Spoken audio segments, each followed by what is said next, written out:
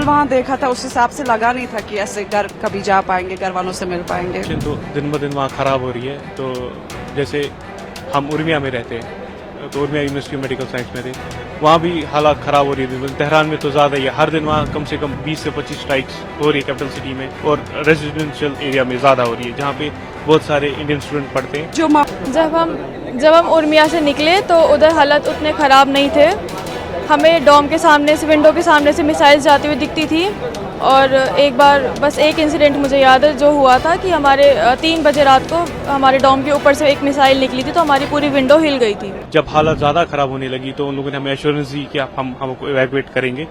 तो 16 सुबह उन लोगों ने हमें पहले उर्मिया से एक आर्मीनियन बॉर्डर लिया, फिर आर्मीनियन बॉर्डर से हमें आर्मीनियन के कैपिटल सिटी में लिया गया, फिर वहाँ से हमें यहाँ लाया गया। हर एक स्टेप पे, हर एक पॉइंट पे हमारी हेल्प की। यहाँ तक पहुँचाने में हमें आई डोंट थिंक किसी को भी कोई प्रॉब्लम हुई होगी।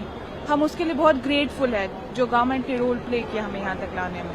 Very, very thankful to the Indian government, whatever they did. Like it was so smooth for us. मतलब कोई परेशानी नहीं अभी तक। जैसे अगर हम अभी करंट सिचुएशन की बात करेंगे जो ईरान में है, वो काफ़ी मतलब ख़राब ही बोल सकते हैं आप, क्योंकि जो वहाँ के जो सिटीज़ है वो अभी बिल्कुल भी सेफ़ नहीं है। अगर स्टूडेंट्स की बात करेंगे तो हमारी सिटी थी जहाँ हमारी university, that was much safer than other universities.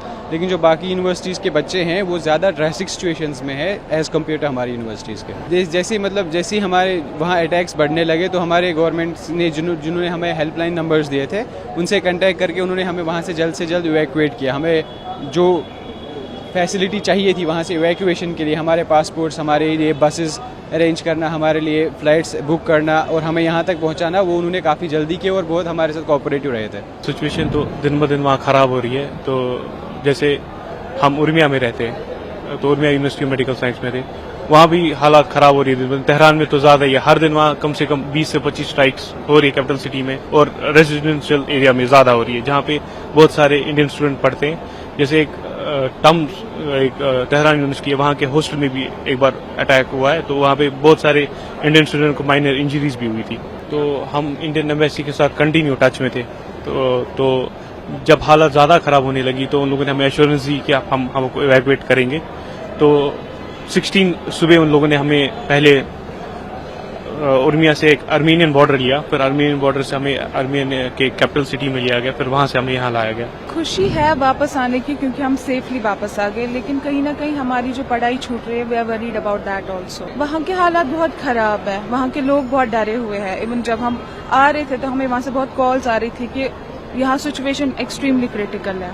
बहुत ज्यादा अच्छे तरीके से, हमने शायद इतना एक्सपेक्ट भी नहीं किया था। हमारी डॉर्मेट्री डोर से लिटरली उन्होंने हमें लाया है। हर एक स्टेप पे, हर एक पॉइंट पे हमारी हेल्प की। यहाँ तक पहुँचाने में हमें आई डोंट थिंक किसी को भी कोई प्रॉब्लम हुई होगी।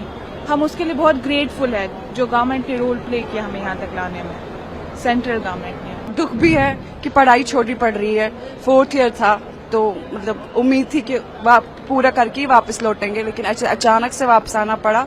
उस बात की दुखी है, लेकिन खुश है कि अपने माँ बाप से मिलेंगे, क्योंकि जो माहौल वहाँ देखा था उस हिसाब से लगा नहीं था कि ऐसे घर कभी जा पाएंगे, घर वालों से मिल पाएंगे। I will really appreciate the Iranian people because they are like very strong. मतलब उस हिसाब से कि मतलब वो वैसे नहीं है कि कुछ हो जाए and they will shut down everything. उनका जो ईमान एतकाद है बहुत काफी ज्यादा अच्छा है, लाइक काफी, क्योंकि डरे नहीं, सब ठीक रखा। बजाय इसके कि हम चल रहे थे बसेस में जैसे बम ब्लास्ट हो रहा था या कुछ भी, लेकिन काफी हद तक वो लोग काफी स्टेबल रखना चाहते हैं अपने हालात को। उनकी हॉस्पिटैलिटी बहुत अच्छी है, लाइक वो आए ही एस्कोम से है तो obviously they were trying to make it easy for every person there regarding कि वो ईरानियन है या नॉन ईरानियन है। सो हाँ, आई होप कि वॉर एंड हो जाए और हम वापस चले जाए, क्योंकि हमारी अपनी पढ़ाई कंप्लीट हो जाएगी। Very, very thankful to the Indian government whatever they did. Like it was so smooth for us. मतलब कोई परेशानी नहीं अभी तक, जस्ट कि अभी हमें थोड़ी सी परेशानी सफर करनी पड़ रही है, क्योंकि इनने हमारे लिए जो कश्मीर के बच्चे हैं खासकर उनके लिए बसेस अरेंज की है।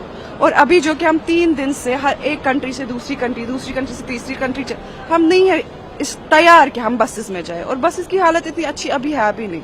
अभी हम बस अपने चीफ मिनिस्टर साहब से यही रिक्वेस्ट करेंगे कि हमारे लिए थोड़ा सा अभी थोड़ी सी सहूलियत करें, ताकि हम भी अपने पेरेंट्स से जल्द मिल सके। हमारे माँ बाप भी परेशान है। हमारे साथ साथ, बस यही। मैम वहाँ से वापस आ रहे हैं, किस तरह का सफर रहा, क्या दिक्कतें आई? इंडियन एम्बेसी ने हमारे लिए सब कुछ ऑलरेडी प्रिपेयर्ड रखा था, हमें उतनी प्रॉब्लम नहीं हुई। बस हम थक गए हैं, 3 दिन से सफ़र कर रहे हैं। किस तरह का बिहेवियर था वहाँ पे लोगों का, जिस हिसाब से वहाँ पे माहौल था? किन लोगों का?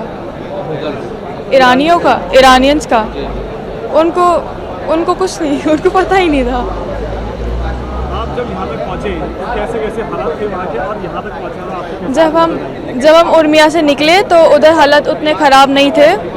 हमें डॉम के सामने से, विंडो के सामने से मिसाइल्स जाती हुई दिखती थी।